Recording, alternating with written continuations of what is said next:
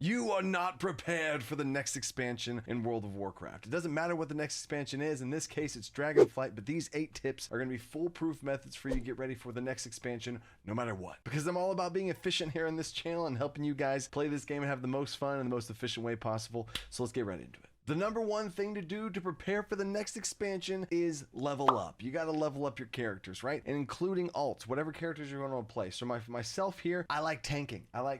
And I like discipline priest healing because it's basically like damage and healing. And as a tank, I like to do damage too. Enough about me. Here's all my tanks. I also main a demon hunter and death knight, so I have 2 of them because I'm crazy and that is pretty efficient in some ways. But we'll get into that into the transmog section later. But I also have a level 60 of every tank. There's 6 tanks in the game. There's a level 60 of each tank. Awesome, cool. And then I have my little priest that I like to do healing on sometimes, and then my bank alt. And we're good to go. Make sure you level up. But quick tips on leveling up, no matter where you're at in this whole thing, is from 1 to 10, it's going to be the starter zone experience. It's going to be mindlessly simple. They literally handhold and pull you through that thing. You're either going to do the little trial run that they just created to get you to level 1 through 10, or you can choose your starting zone. Doesn't matter. But you're going to get from 1 to 10 super quick and easy. Unless you have an allied race, which is what this thing is here. There's whole other videos that are out there for allied races. You got to be able to unlock those. That's a whole separate thing. Those start off, right, and skip the whole first thing. They start off at level 10. But from level 10 to whatever level, again, this is expansion agnostic, from level 10 to the whatever the previous expansion was,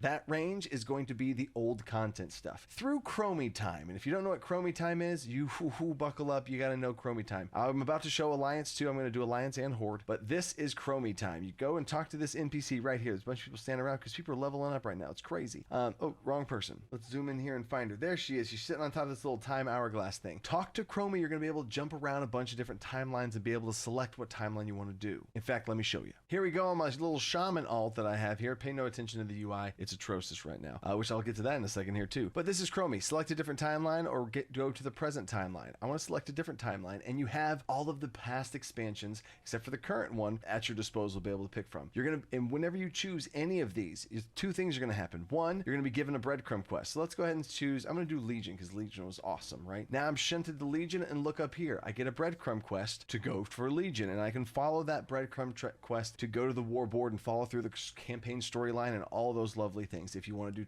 questing, go for it. Or I can queue up for some dungeons. So go to your little dungeon finder, and over here you can select random Legion dungeon. Because I'm in the Legion timeline, this will change based on whatever else the Chromie thing is. You get experience bonus boost right there and some little bonus gold. Queue up for whatever you want. Let's go. So in this case right now, this is going to take you from level 10 all the way to level 50, because the current expansion is Shadowlands, which takes you from 51 to 60, 60 being the max level. In Dragonflight, this whole thing's going to happen again. Max level is going to be 70. Chromie time and all that stuff will take you from 1 to 60, and then from 61 to 70 you will do the actual new current expansion. So once you've done Chromie time, you can stop at 48 because you can always go to the next expansion 2 levels early or whatever. I wouldn't recommend doing that. Just keep doing the Chromie time. It's super efficient until you get to level 50. Once you get to level 50, you're going to the main place. And we're back. This isn't a leveling guide, but basically I just spam dungeons because I think that's very efficient. I think questing's actually a little faster if you min-max the routes and stuff, but I'm not trying to min. I was just kind of chill mode leveling up. But if you want to level from 50 to 60, go into the current content, you can also spam dungeons. It's just a little bit less efficient. And there's also something called Threads of Fate if you've actually already leveled up a character. I enjoy Threads of Fate more. You will have to get one character all the way through and get it to max level, do the campaign quest. It's all very simple. It's pretty mindless. Do the campaign and you will hit max level, especially with all the stuff you got going on. Dark Moon Fair, check for that on the calendar, all of that. But then once you get the max level on one character, you're going to be able to unlock Threads of Fate for the other characters, which is very simple. As soon as you go to Oribos, which let's go ahead and go there now. As soon as you go to Oribos for the first time, which actually it brings me to my little wormhole teleporter here, that I can teleport to anywhere in all of Shadowlands, but we'll get to that. So in Oribos, you're going to be able to ask, do you want to do the regular questing or Threads of Fate? I like Threads of Fate. Again, it's pretty mindless. You can go to the world quest, you can go each of the zones, do world quests, do dungeons, whatever you want. You'll hit max level, no problem. But that is the first thing you need to do to level up. But enough on leveling. I have a whole video on how to take a boosted character, a leveled up character, all those types of things you can do to get your characters to max level and all that kind of stuff. I have a gearing video I just released on the channel. I'll put those links down in the description. Now let's just assume step 1 is complete. You have hit max level on as many characters as you want to be able to maybe play in the next expansion. So what's the second step? Step number 2, get your UI set up. As you can see on my Demon Hunter here, my UI is perfect. I love it. It's pristine. I've done a whole bunch of work to get it to this point. Side note, if you're interested in any of my UI, my add-ons, my plugs and links and all that kind of stuff, I have all of that on my Patreon. For anyone that supports me on Patreon, you can go check out all the links over there, and you can just import, download them yourself. And if that's not your style, I'm going to be releasing videos on how to do all of this, how to do weak ores, I'm going to have tutorials on every single add-on across the board to get your UI exactly how you want. So stay tuned for that. Check out the channel for all those types of things once I'm making all those videos. So this UI is exactly how I want it. I have my minimal UI here. If I go down here, you can see that I have dominoes is what I use for this stuff down here. All of my bindings and stuff are down here, all of my little simple things, but if I don't mouse over it, it looks nice and clean, because I usually don't need to do that. Anything I need to see in combat's here, my damage, avoidable damage, all that kind of stuff, all here. And then my map cool in the corner. I do have a video out on this already. Threat plates and all the stuff up here. You can see I have threat plates that look nice and clean with little stuff on there. My questing UI is nice and simple. I can easily turn it on and off right here just at the press of a button. And my buffs are up here and everything looks nice and good. Get your UI set up. So I have a whole bunch of different videos to get your UI set up. But if you go to one of my other characters, it looks pretty bad. As you can see here on my warrior, it's kind of nasty. I mean, honestly, a little embarrassed to say this. My map is the default sexy map.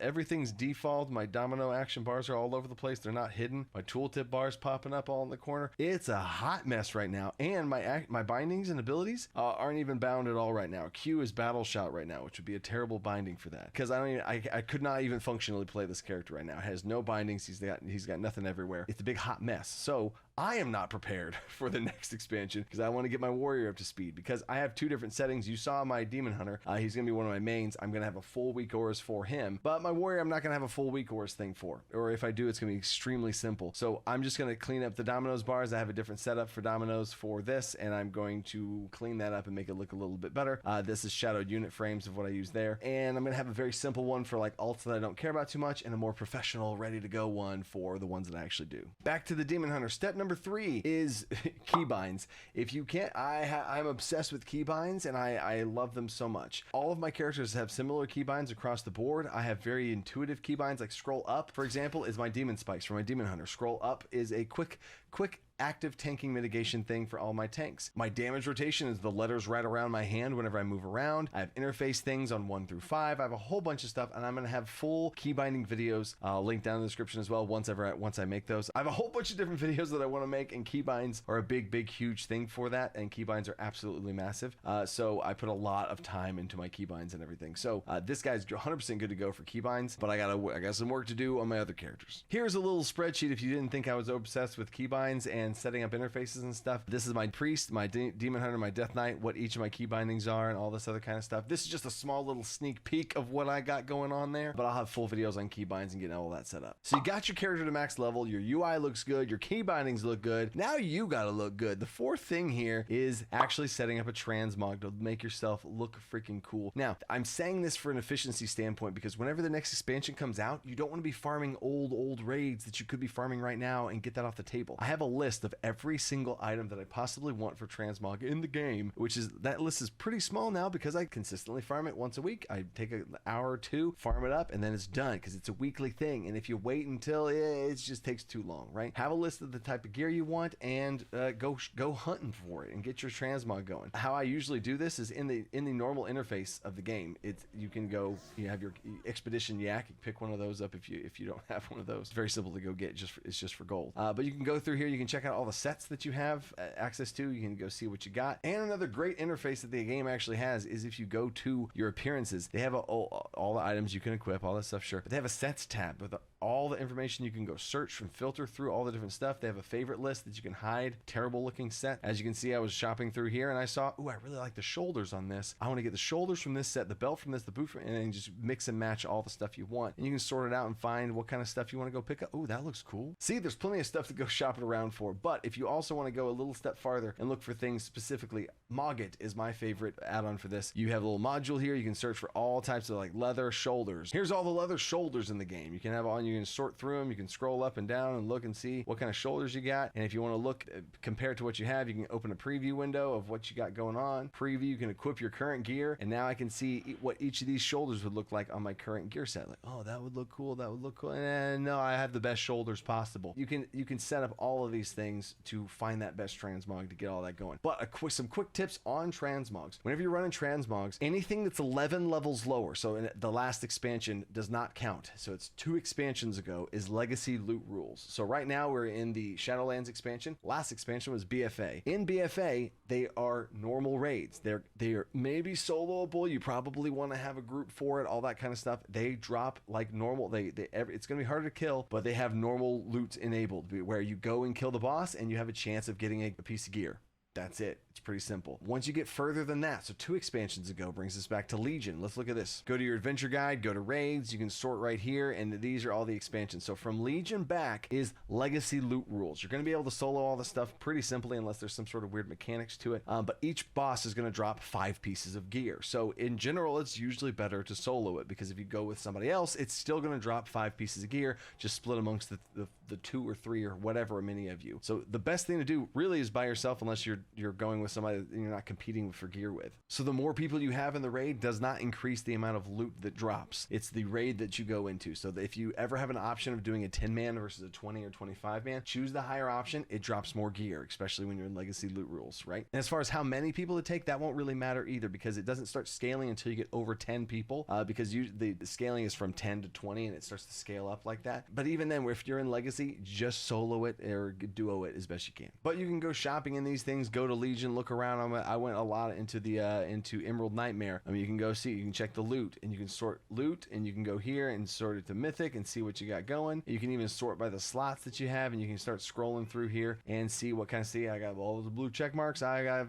been in there a lot, right? And you can see whatever loot that you want. In order to get a transmog, you have to be able to actually equip it though. So for my Demon Hunter, there's a lot of leather pieces. So I would go on my Monk and Druid and go get those things as long as it wasn't a class piece. And then there's Legion artifact stuff. If you go to your weapons, there's a whole tab where you can go to Legion artifacts. And as you see, I have a whole bunch of my Legion artifacts unlocked. That's a whole nother video. There's other people out there that have already done the Balance of Power quest line, which is where a lot of these cool, super cool appearances come from. If you want a video to see on Legion artifact weapons and you want that something like that for me, comment, let me know. In general, you have your Legion artifacts and I have them in my bag right here, and you can unlock appearances for them for every single class in that class hall. You're going to be able to put your weapon into a thing and look around and see what the different appearances and go shopping around there. The Mage Tower thing is off limits, but everything else you're going to be able to get some really cool weapon appearances back from the Legion expansion. But one thing if you didn't know is if you unlock an appearance, the base appearance on a character, you have to do all of the achievements on that character to unlock that thing as if it was back in the day. If you unlock the base appearance on one Demon Hunter and you go to another Demon Hunter and get your, as you saw, I had 2 of them, and you get an achievement, but you didn't have the base version, it's not going to link up. That character has to unlock all of those. So my other Demon Hunter unlocks all of the things, and my main Demon Hunter is the one that can use it because reasons. Number 5 is to unlock flying in every part of the game, because damn, it's annoying not to be able to fly, and they've done better at that across the years. But if you go to wowhead.com/flying, enter in your character, usually use your main or whatever character you want to unlock, but as soon as one character unlocks it, it unlocks for everybody. So Zereth Mortis, which is this current expansion's flying, I got 100%. It has guides across the way on all of these different things, and then I got 100% on the Shadowlands, Battle for Azeroth Part 2, Part 1, all this stuff. As you see, the whole thing's 100%. Just going back through, it's going to be very annoying if you ever have to go back through another zone or through some sort of travel method. It's faster to go to the portal here, or whatever you're doing, a transmog run, whatever you're doing. Unlocking flying, I personally just wanted to check that box because it was super annoying anytime I had to, go back here, and if you go and just you can't fly, nope.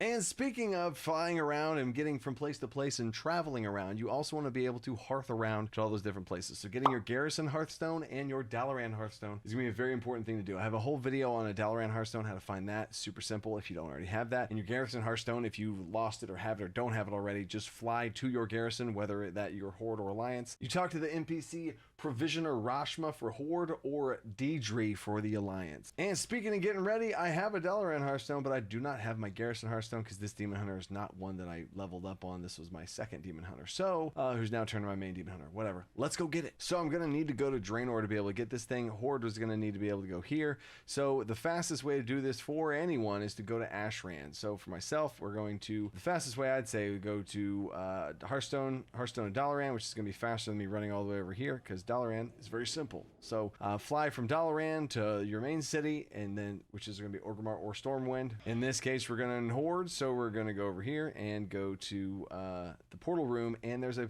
section downstairs to be able to take it to Ashran. The same thing is true for the Alliance. If you go to Stormwind, you'll be able to go to in the main portal room of Stormwind, you're going to be able to go get that as well. For Horde, though, we are right here, Warspear Ashran. Let's go. Mount up and fly. So now we are in Draenor, and I'm just going to fly up, horizon line, and go. And you know what? To be efficient while we're doing this here, number 7 is clear out your quest log. I know that sounds like a weird thing to do, but it is an efficiency standpoint for me. My quest log here. Anything in my quest log? In fact, if I'm just going to open this up and look at your whole quest log here, Ashran. I don't know if I'm going to do that before. I may or may not kill that, so I'm going to leave that there. You just go through your quest log and cut out all the crap. A lot of stuff's going to be there from leveling or whatever. There's a lot of different stuff that you can cut out. I don't need the new deal thing anymore. I'm going to abandon that. Whatever you don't need, I'm not going to do any more quests in there. I'm done with that. Is just clear out your quest log to make sure that you're not taking too long. That was weird. It teleported me somewhere. Whatever. Make sure you clear out your quest log so you're not having to dig through your quest log, and when you're going to be questing whenever the expansion comes out, you don't want to have to get, oh, you have too many quests. Just clear it out. And step number 8, while we're here in the frozen north now, organize your bags, including your bank. This also includes your bank. Buy bank slots, get the bank bags, put anything in there that you don't need, but organize your bags. I use a bag add-on for this, but in the new expansion, they're going to have their own bag situation. For myself, you can see as I hold my cursor over here, you can see what bag is each bag. So my last bag, these last spots, I denote the start of that bag with my Hearthstone just to kind of tag and mark that this spot right here is my last bag slot. And that has all my Hearthstones, about to be my Garrison Hearthstone, any sort of Mythic Keystones I have, whatever, my respecking things, currencies to be able to buy gear with, etc. And then my food buffs, any sort of food buffs I have, enchanting gears in the bottom left corner, my artifact weapons in the bottom right corner. I probably don't need those, but I like holding on to them. I don't know. And then here in my next bag is my gear. So this denotes any sort of other gear or alternate gear sets. This is my alternate PvE gear. This is my alternate PvP gear. I denote that by usually my PvP trinket is in the front slot right there to kind of keep that organized, so I'm not all over the place. And this is all my anima stacks. So I have tens of thousands of anima, so I'm not worried about that. And then the rest of the bags are clear. And now we are approaching Frostfire Ridge right here, and we're going to be able to see how this whole Garrison Hearthstone thing looks like. Here we are. I see a question mark or an exclamation mark. Let's see what it looks like. Nobody's here. All right, so it turns out there's actually a whole bigger process for getting the Garrison Hearthstone than I realized. So you're gonna actually have to literally go on your map to the original Eastern Kingdoms, go down to the bottom corner here where you can go to the Dark Portal in this place, go through the Dark Portal and just relive that whole process going through Draenor and getting your Garrison Hearthstone. So I probably recommend getting up your Garrison Hearthstone while leveling up. Pick the Chromie time, go there, and it'll actually get to you right away. That's always how I've done it on all of my alts except for this character. So go ahead and do that. But either way, I hope you are prepared for the next expansion now, or at least you know the steps in order to get to that spot so that you are, because that's what I need to go do right now is do some of these steps to get prepared. Check out the links to any sort of UI and keybinding videos. Those are my favorite types of things to do here. And until next time, stay creative, think outside the box. Peace.